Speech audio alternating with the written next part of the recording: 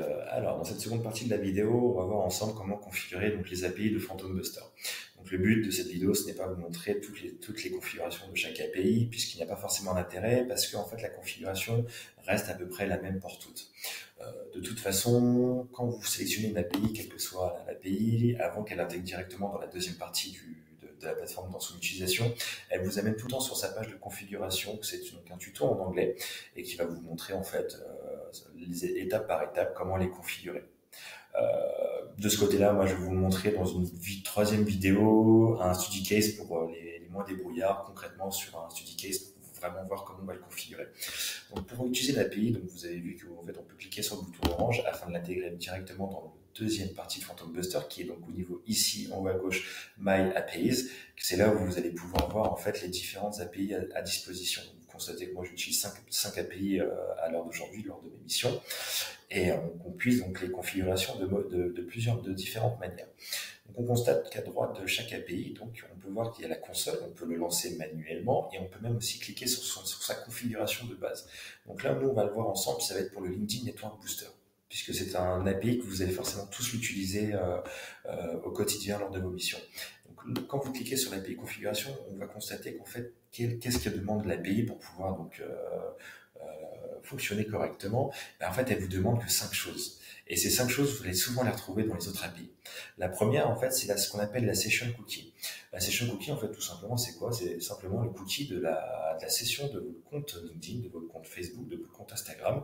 C'est celle où il va permettre à l'outil de se dire, bah, tiens, je vais pouvoir me connecter donc au compte de Tristan ou au compte utilisé pour pouvoir activer cette automatisation de tâches.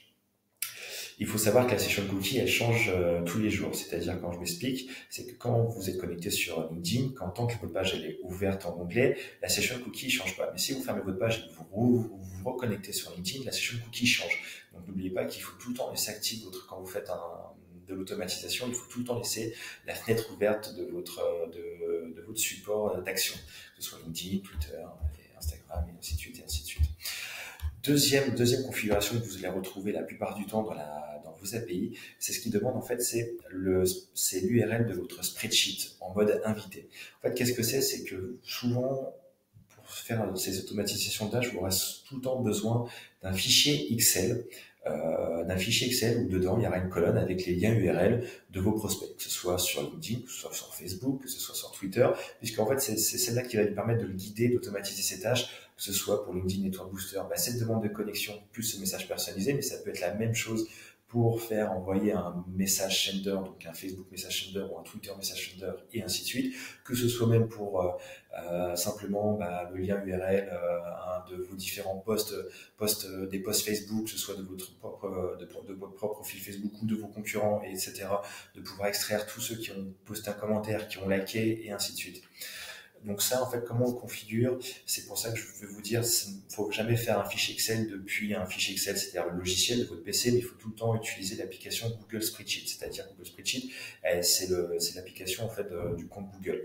Donc généralement, quand vous allez travailler chez votre client, il va souvent vous donner une adresse mail Google en mode G Suite. Donc en G Suite, c'est-à-dire vous aurez accès justement au spreadsheet. Et c'est depuis cette configuration que vous allez voir que vous pourrez configurer et obtenir ce lien de partage qui va permettre donc à l'API de pouvoir aller sur votre fichier Excel et de lire la colonne des liens, et de pouvoir après, avec cette automatisation, de prendre la première cellule, de cliquer sur le lien, d'aller sur le lien depuis votre compte LinkedIn, votre compte Facebook, et de faire cette tâche, et ainsi de suite.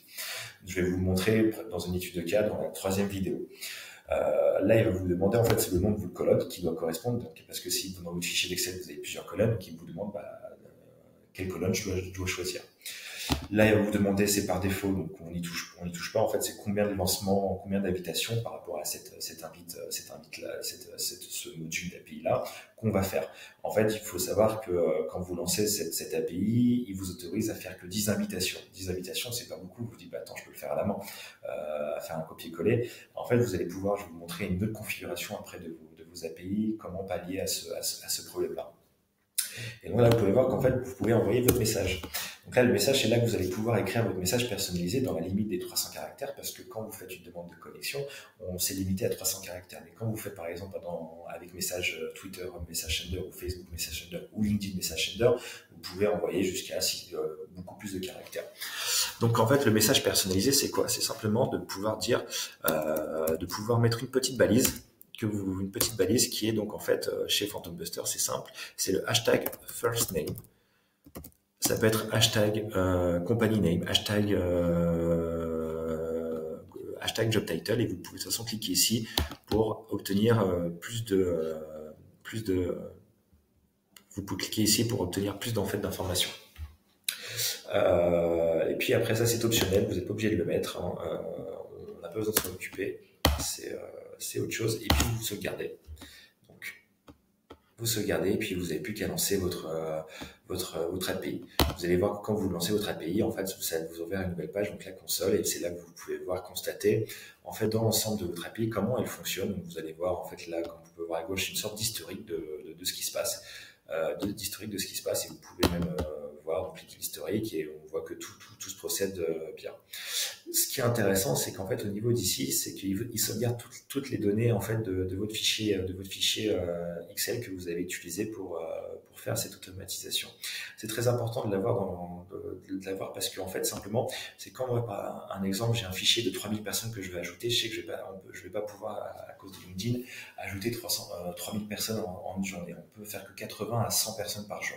C'est la limitation avec les nouvelles normes de la RGPD qui arrivent et qui empêchent justement les applications type Phantom Buster ou les automatisations, les bots, de limiter un peu leur accès parce que c'est un peu abusif de leur part, et puisque c'est à cause de la RGPD, ils sont obligés d'empêcher ces procédés-là. Et c'est pour ça qu'en fait, dans nos applications, il faut les programmer de façon intelligente, où en fait, ça va être de l'automatisation, mais ça va paraître humain. C'est-à-dire ne pas faire une demande de connexion à 300 personnes en moins d'une minute. C'est là où on va comprendre que vous êtes un robot. Mais par contre, on peut configurer, je vais vous montrer un peu plus tard, dans quelques minutes, comment configurer de façon intelligente. On va croire que c'est un humain qui va le faire, une demande de connexion toutes les 15 minutes de 10 personnes. Concrètement, ça, un humain peut le faire. Et donc, c'est pour ça que mon fichier 3000, ça c'est vachement intéressant de ne pas l'effacer, de le garder. C'est qu'en fait, il va se baser sur le fichier qu'il a déjà extrait, sur à quel moment il peut reprendre par rapport à votre fichier Excel, et de ne pas éviter de faire des doublons.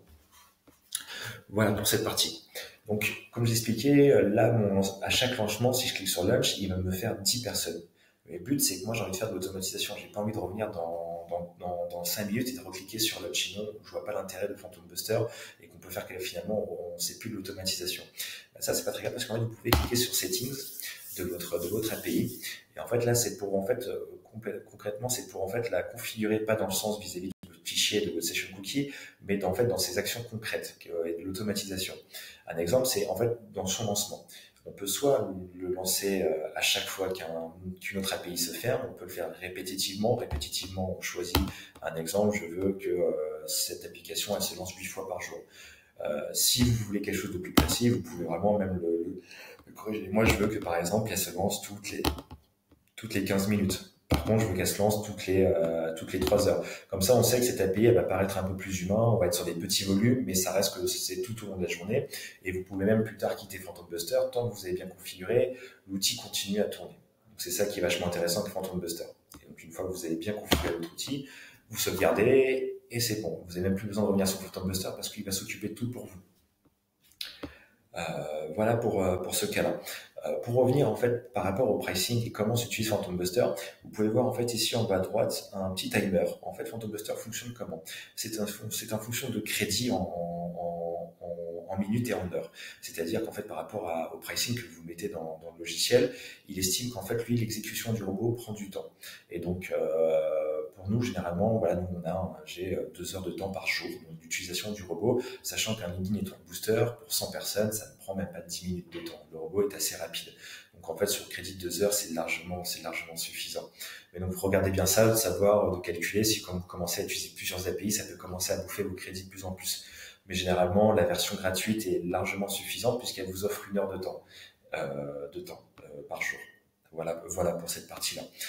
Alors, pour résumer, donc Phantom Buster, vous avez vu, la configuration est très simple. On vous demande 4 choses. C'est la session cookie, donc qui permet de se connecter à votre profil. C'est le lien URL de votre fichier Excel pour comprendre sur quel profil il va faire cette action concrète.